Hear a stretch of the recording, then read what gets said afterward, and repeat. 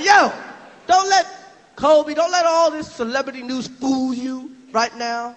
All this stuff going on in the news, it's just a trick to get your mind off the war. That's all it is. It's a trick to get your mind off the war. Okay? I think Bush sent that girl to Kobe's room.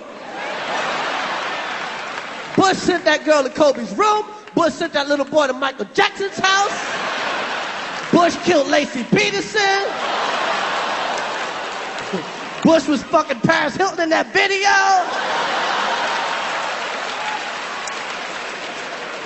All to get your mind off the war. But Bush lied to me. They all lied to me. They're like, we got to go to Iraq because they're the most dangerous country on earth. They're the most dangerous regime in the world. If they so dangerous, how come it only took 2 weeks to take over the whole fucking country? Shit. Man, you couldn't take over Baltimore in 2 weeks.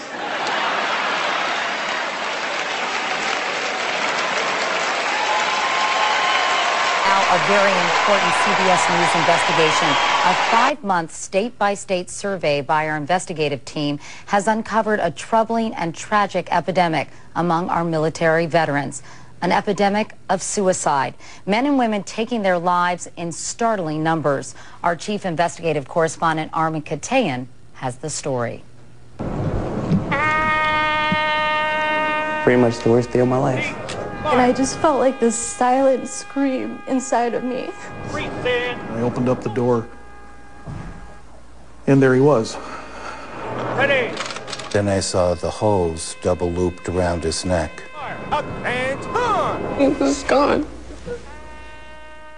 These former soldiers all served in Iraq, only to die battling an enemy they could not conquer. Their loved ones now speaking out in their names. They survived the hell that's Iraq. And then they come home, only to lose their life.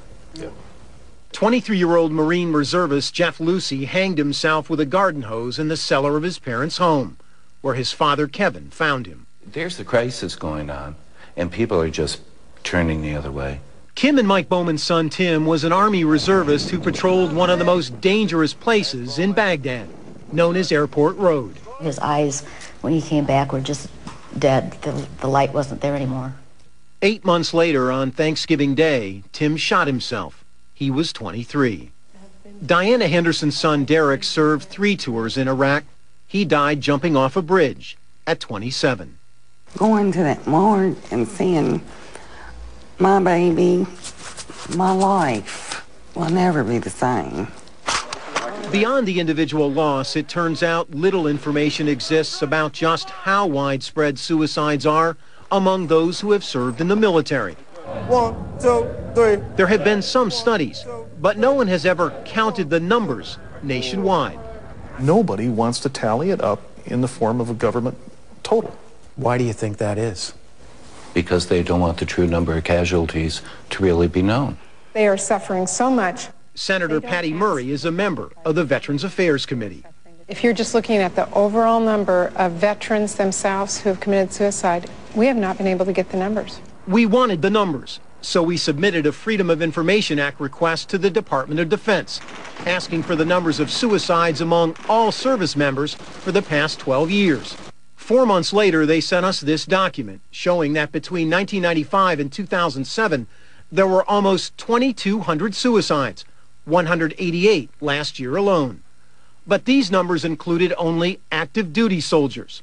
We then went to the Department of Veterans Affairs, where Dr. Ira Katz is the head of mental health. There is no epidemic of suicide in VA, but suicide is a major problem. Why hasn't the VA done a national study seeking national data on how many veterans have committed suicide in this country? That research is ongoing. So we did our own investigation, asking all 50 states for their suicide data based on death records for veterans and non-veterans dating back to 1995. 45 states sent us what turned out to be a mountain of information, and what it revealed was stunning. In 2005, for example, in just those 45 states, there were at least 6,256 suicides among those who served in the armed forces. That's 120 each and every week in just 1 year. So we can see again the pattern of higher rates among the veterans than the non-veterans. Dr. Steve Rathbun is the acting head of the Biostatistics Department at the University of Georgia. We asked him to run a detailed analysis of the numbers that we obtained from state authorities for 2004 and 2005. We found that veterans were more than twice as likely to commit suicide in 2005 than non-vets. One group stood out, veterans 20 to 24, those who have served during the War on Terror. They had the highest suicide rate among all veterans, estimated between 2 and 4 times higher than civilians the same age, at rates from 23 to 32 per 100,000 people, versus just 8 for non-vets. Wow, those are devastating. Paul Sullivan, a former VA analyst, is now an advocate for veterans' rights. Those numbers clearly show an epidemic of mental health problems. We're determined to decrease veteran suicides. 6,256 in 2005, 120 a week. Is that a problem, Dr. Katz? You bet it's a problem. Is it an epidemic, Dr. Katz? You know, veterans, I had mentioned that returning... Yes or no, Dr. Katz? Is it an epidemic? Suicide in America is an epidemic, and that includes veterans. These statistics tell me that we have really failed the people who served our country. Do those numbers serve as a wake-up call for this country? If these numbers don't wake up this country, nothing will. We each have a responsibility to make sure that the men and women who serve us aren't lost when they come home. Armin, this is so disturbing. So why, bottom line, hasn't the VA done more to track these numbers and help these veterans, especially those young ones? Well, Katie, our sense from all the reporting we've done nationwide, they just don't want to look, because if they found what we found, they would have to deal with it, and they just don't want to deal with it.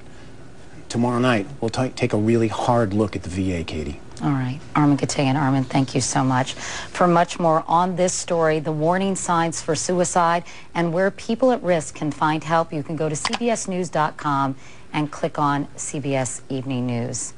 Now, the financial costs of war. Congressional Democrats released a report today that says when you factor in such things as treating wounded veterans and interest payments, the wars in Iraq and Afghanistan have already cost the U.S. economy $1.6 trillion. And the report says that by 2017, it could grow to $3.5 trillion.